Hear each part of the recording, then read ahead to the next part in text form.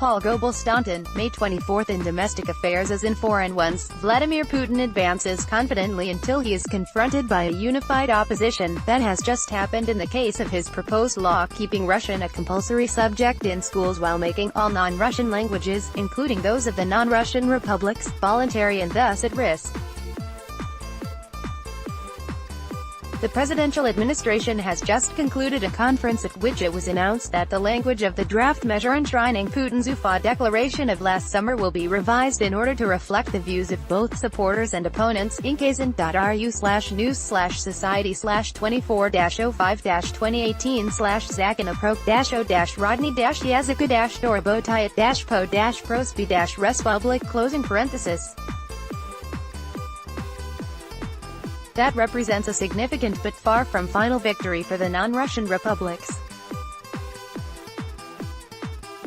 At the very least, it puts off the adoption of a law that would have further weakened their position in the political system, but it also highlights the way in which their unity can stop Moscow in its tracks and gives them more time to fight this measure. The Kremlin meeting included representatives of the presidential administration's Nationality Policy Department, its section for internal politics, representatives of United Russia, the head of the Federal Agency for Nationality Affairs, as well as representatives from Tatarstan, Chechnya, Dagestan, and Kabardino-Balkaria. Alexander Sidyakin, a Duma deputy from Tatarstan, told Kazan news outlets that his worst fears had not been confirmed. Instead, officials of the presidential administration had expressed a willingness to negotiate with Kazan and the other non-Russian capitals about the measure, including its key provision making the study of non-Russian languages voluntary. "We are concerned," he continued, "that Tatar would pass from the obligatory part of the curriculum into the voluntary, and the discussion in Moscow raises the possibility that this will not happen."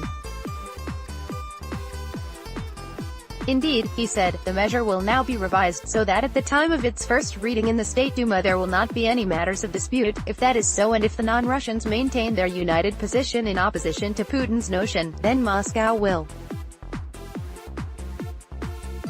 have to sacrifice something that Putin declared was his policy. To underscore that Kazan remains united against making the study of Tatari voluntary subject, today, all 77 deputies of the State Council of Tatarstan who were present in the hall voted against what Putin has been pushing. inkazin.ru/news/politics/24-05-2018/Gazovit-RT-Oklinal-Federalnye-Popravka-Odansk-Natsianalna-Yazika. This is not only the largest victory, albeit again not a final one, the non-Russians have won in Putin's time, but it is a model of how the non-Russians can and must work against the Russianizing and Russifying policies that have been the hallmark of Putin's administration.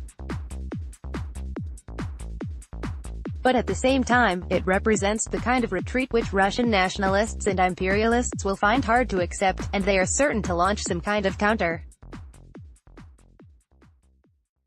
attack in the coming days. Although if Putin has truly decided that it is the better part of wisdom to retreat, they are more likely to remain angry than be victorious.